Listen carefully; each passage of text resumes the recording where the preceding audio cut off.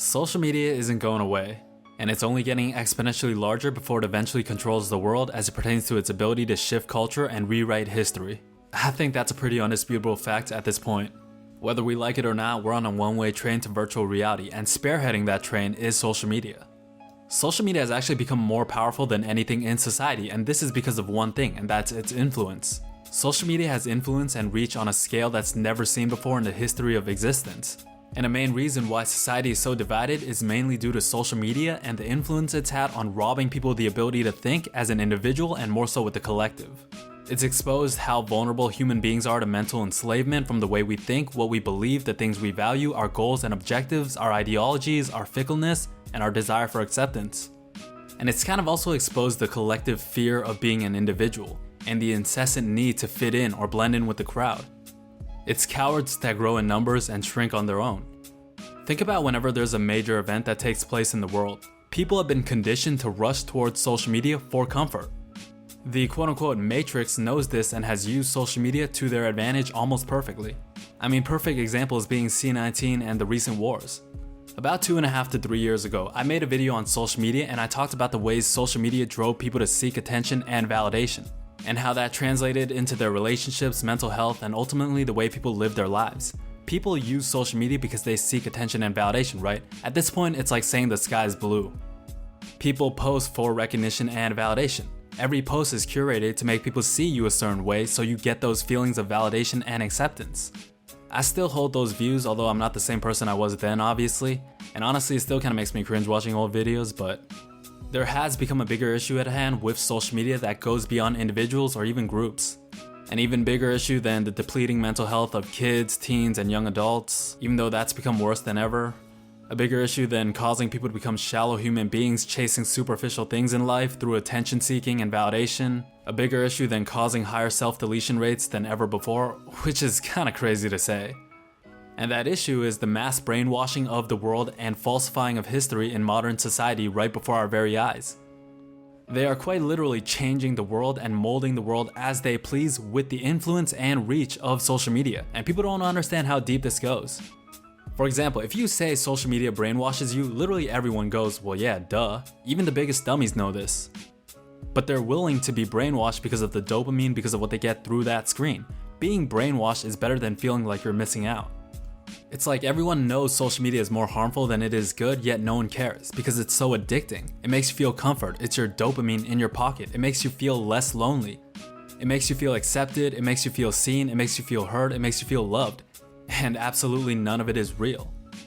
As a matter of fact, we don't even know what's real anymore. It's the age of misinformation and opinions and attention and control, and history is being falsified on a scale never before. History has always been falsified, right? We all know this. History is written by the winner, and that's why it's his story. But social media has made it so that no one knows what the truth is anymore. You can look at all the articles and stats and data all you want. There is absolutely no consequences for those that spread misinformation at the top. And it goes back to that question of, is there even any truth anymore? Is there any point in pursuing the truth? Should we all just live in blissful ignorance? It's so crazy how everything always ends up going back to the same premise. It's actually almost kind of funny, and I know why. Because everything in society goes back to God and the fight against Satan, good versus evil, right? It's kind of cliche. But yeah, social media has become a weapon for rewriting history and controlling the world effectively on a scale never seen before because of its reach and influence. For example, the C-19 pandemic will go down as one of the biggest quote-unquote overreactions, we'll just call it that, probably ever.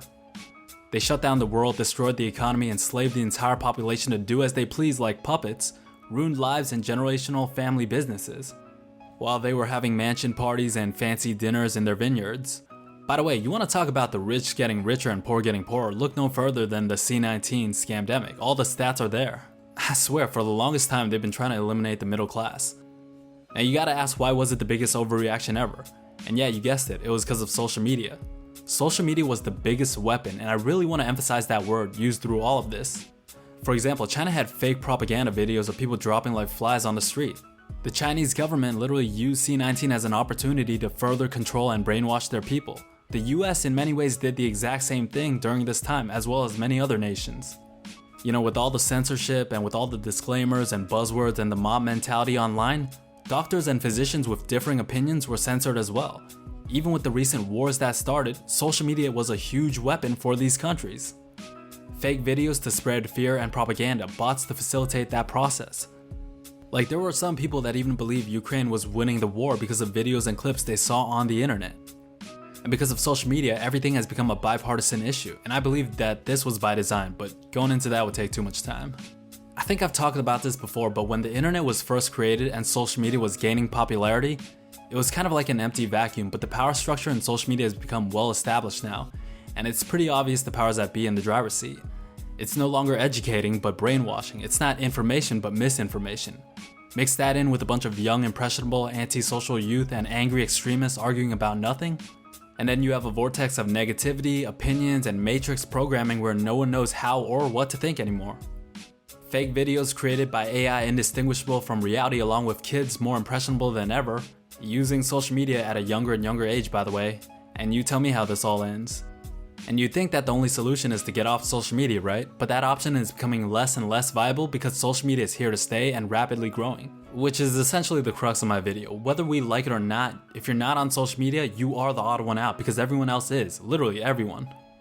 Before, you might have had a few other groups or people that didn't use social media, but now you are the odd one out. Trust me, I would know.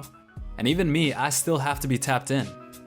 And this is making it harder to exist in society. I'll give you a few quick examples. This year, I started using online dating apps for two main reasons.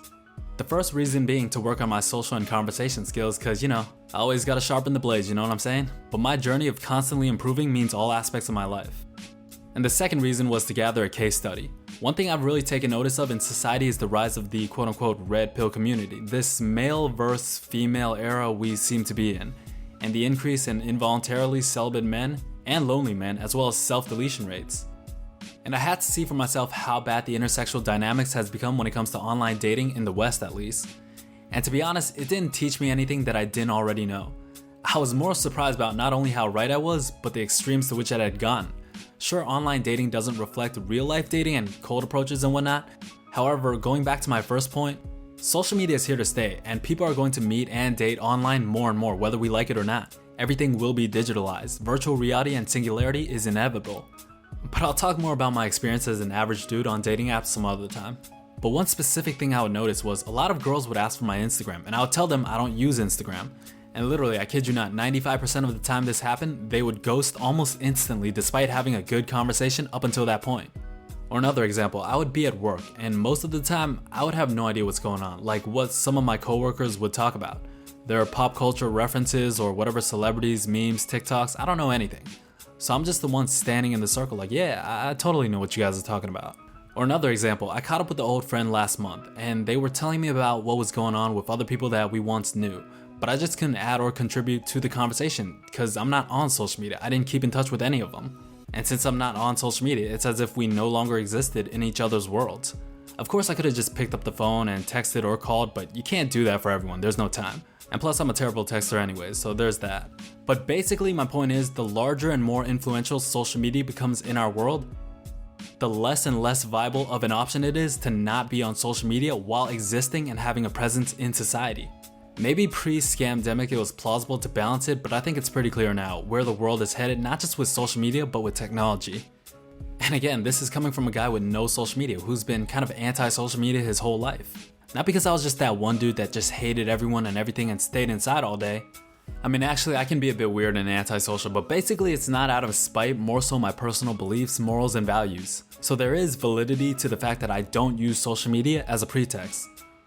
I understand sooner or later, if I want to further my goals, be the best version of myself, and most importantly be a soldier of God, I can't just sit on the outside and try to ignore the BS in the world anymore. Eventually, you gotta take part in the fight and at least try to do your best. This idea of kind of living like a monk and focusing on myself was pretty appealing to me back then, I'm not gonna lie.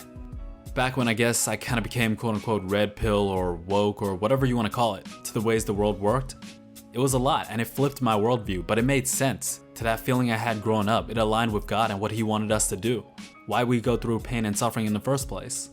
And I kind of just had this screw it all mentality, like I don't want to take part in any of this. Like I'm just gonna do me, like I'm sure many of you guys feel the same way, through all this chaos you see in the world. You don't know what to believe or think, and I get it. And that's not entirely wrong. You should ignore a lot of things and focus on yourself and what you can control, especially in the early stages of your life. But again, there is a flip side to that, which is at some point you gotta play the game in order to win. Unfortunately, there is no running from it. We're all here, and it's where society and the world is headed. And that's why social media has become a necessary evil. We just gotta make sure not to fall into the traps and lose sight of ourselves along the way. Anyways, it's been a long time since I posted, for anyone that wants to know. A bunch of things happened, just life, work, new experiences, traveling, improving myself, and I didn't want to speak from the same point of view. So I kinda made it a goal since I stopped making videos to improve myself by gaining as much experience as I could in all aspects of my life. And I'll talk more about those experiences in a video I'm working on for the end of the year, but that's essentially the reason, and I really appreciate anyone that watches my videos. Like, it's honestly the most humbling experience for me personally. Especially if you made it to the end, I really appreciate you, and I want you to know that. Anyways, if you guys liked the video, leave a like, comment, or sub, and with that said, make sure you guys stay true, and I'll talk to you guys real soon. Peace. Damn, it feels good to say that again.